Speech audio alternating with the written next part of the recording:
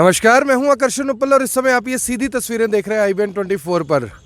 दोस्तों, एक बार फिर से खाद्य आपूर्ति विभाग सुर्खियों में है, लेकिन इसके अफसरों की वजह से नहीं, उन राइस मिलर्स की वजह से जो समय समय पर जब भी धान लेते हैं तो कहीं ना कहीं उनकी जो नीयत रहती है वो कुछ इस तरह की रहती है कि सरकार का जो चावल उन्होंने देना है उसको कितना देरी से लटकाया जाए, कितना देर किया जाए और अगर हो सके तो उसमें घपले घोटाले भी किए जाएं।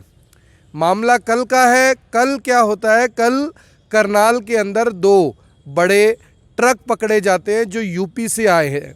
यूपी से वो ट्रक एक चावल का स्टॉक लेकर आए थे, जो कि चावल डंप चावल जिसे कहा जाता है। मैं आपको बता दूं कि आए साल अक्टूबर नवंबर में हरियाणा सरकार के खाद्य व आपूर्ति विभाग द्वारा जो निजी राइस मिलर हैं उनको धान दिया जाता है कूटने के लिए। उसके बदले में हरियाणा सरकार उनसे चावल लेती है, जो उन धान से चावल निकलता है।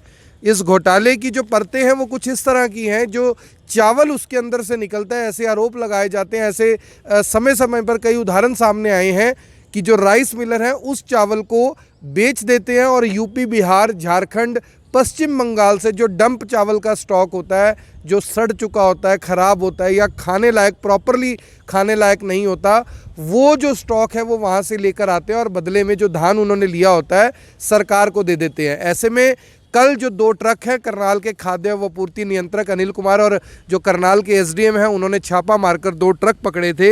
ये दोनों ट्रक स्टॉक लेकर आए थे। न्यू इंडिया राइस मिल है पिंगली रोड करनाल में, उसके लिए, और बालाजी एग्रो राइस मिल है जो उसके लिए करनाल में लेकर आए थे। और ये बताया जा रहा है कि यूपी से जो उसका बिल थे वो यूपी से आए थे और बिलिंग इन दोनों कंपनियों के नाम पर थी। जब पूरी जांच की गई तो पता लगा कि न्यू इंडिया राइस मिल का जो स्टॉक है वो तो प्रॉपरली मिल गया वहाँ पर, लेकिन जो बालाजी राइस मिल है उसमें स्टॉक पूरा नहीं था। वो स्टॉक कहीं और रखा हुआ था और उसके दस्तावेज भी पूरे नहीं थे। और लगभग 3400 क्विंटल जो चावल है वो जो बालाजी एग्रो के नाम से राइस मिल कंपनी है, इन्होंने वो जो चावल है वो प्रॉपरली अपने स्टॉक में नहीं रखा था। और कहीं ना कहीं जो DFSC है करनाल के, उन्होंने ये सीधे तौर पर हमें बोला है कि वो खुर्द-बुर्द, ऐसा लग रहा था कि खुर्द-बुर्द करने की तैयारी है और जो उसके दस्तावेज हैं वो भी प्रॉपर नहीं थे। ऐसे में जो वो पूरे के पूरे स्टॉक था उसकी वेरिफिकेशन की गई और जो करनाल के DFSC हैं उनकी शिकायत पर रामनगर थाने में FIR के लिए भी कह दिया गया है कि प्रॉपरली वहाँ पर जो अमानत में खयानत का एक मामला होता है उसके तहत कार्रवाई की जाए, क्योंकि कहीं ना कहीं जो स्टॉक था वो प्रॉपर नहीं था। आए साल हर तरह का जो ये मामला है ये होता है। मैं आपको बता दूं कि कल जो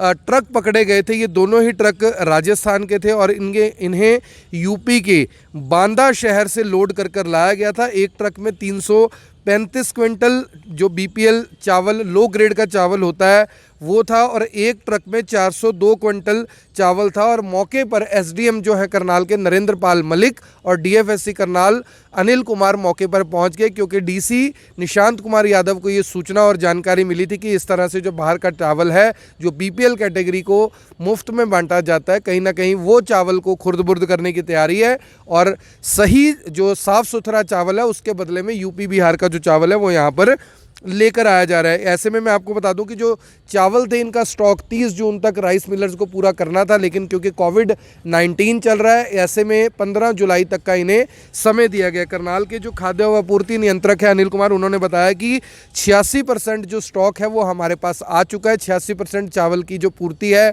करनाल के राइस मिलर्स द्वारा की जा चुकी है, लेकिन 30 से ज़्यादा अभी राइस मिलर ऐसे हैं, 30 राइस मिलर ऐसे हैं जिनके पास अभी 50 से ज़्यादा जो गाड़ियां हैं उनकी पेंडेंसी में चल रही हैं। अभी 50 से ज़्यादा गाड़ियां 30 राइस मिलर ने देनी है। अगर ये गाड़ियां पूरी हो जाती हैं तो कहीं ना कहीं जो 100% के आसपास की रिकवरी है चावल की वो राइस मिलर से हो जाएगी। ऐसे में सवाल उठता है कि जो करनाल ज़िले की 316 राइस मिल है उन जहाँ पर ये कुटाई का काम होता है, जब ये चावल 30 जून तक जमा करवाया जाना था, इन्हें 15 जुलाई का समय किस लिए दिया गया? क्योंकि कोविड-19 में तो जो राइस मिलर थे वो पूरे तरीके से उन्हें खोला गया था, उनके ऊपर कोई रोक नहीं थी। राइस मिलर्स इसेंशियल गुड्स में आते थे, उन्होंने उस समय राइस मिल अपनी खोली हुई थी। लेकिन बताया ये जा रहा है कि इसके पीछे जो सच्चाई है वो कुछ और है। हमेशा की तरह मैं आपको बता दूं कि करनाल में इससे पहले भी 132 करोड़ रुपए का धान घोटाला हो चुका है। ऐसे कई मामले करनाल में आए हैं। बहुत सारी ऐसे राइस मिलर्स हैं जो आज भी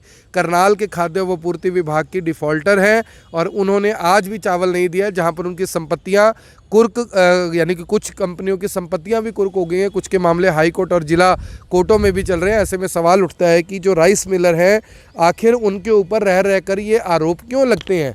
आखिर क्यों जो राइस मिलर हैं, पहले भी आपको पता होगा भी पूरी नाटक नौटंकी हुई थी पिछले दिनों में जब पीवी की बात आई थी। राइस मिलर्स को इस बात के लिए काफ़ी ज़्यादा दिक्कत थी कि हमारी पीवी क्यों की जा रही है, हम चोर नहीं हैं, हम डाकू नहीं हैं, हम लुटेरे नहीं हैं, इस तरह की बातें सामने आई थी। लेकिन अब सवाल उठता है कि आखिर किस वजह से जो राइस मिलर हैं अभी तक अपना स्टॉक पूरा नहीं कर पाए और बीपीएल जो लो ग्रेड का चावल है वो क्यों यूपी और बिहार, पश्चिम बंगाल और झारखंड से लगातार आए दिन आता रहता है? क्योंकि सवाल ये है कि क्या जो सही स्टॉक है उसको समय पर क्यों, जब वो स्टॉक पड़ा ही वहाँ पर हुआ है तो क्यों उसे अभी तक पूरा नहीं किया गया? तो कहीं ना कहीं मामले में घोलमेल ज़रूर है। इसके ऊपर IBN 24 की टीम लगातार नज़र बनाए हुए है। जल्द ही एक बड़े अपडेट के साथ करनाल की जो राइस मिलर है उनके बड़े अपडेट के साथ आपके पास आएंगे कि कैसे, कहाँ से कौन सा चावल आया और जो ये स्टॉक था आखिर वो कहाँ बेचा गया। आप देख रहे हैं IBN 24, मैं हूं आकर्षण उपल करनाल से आप सभी के साथ लाइव। दोस्तों, इस खबर को शेयर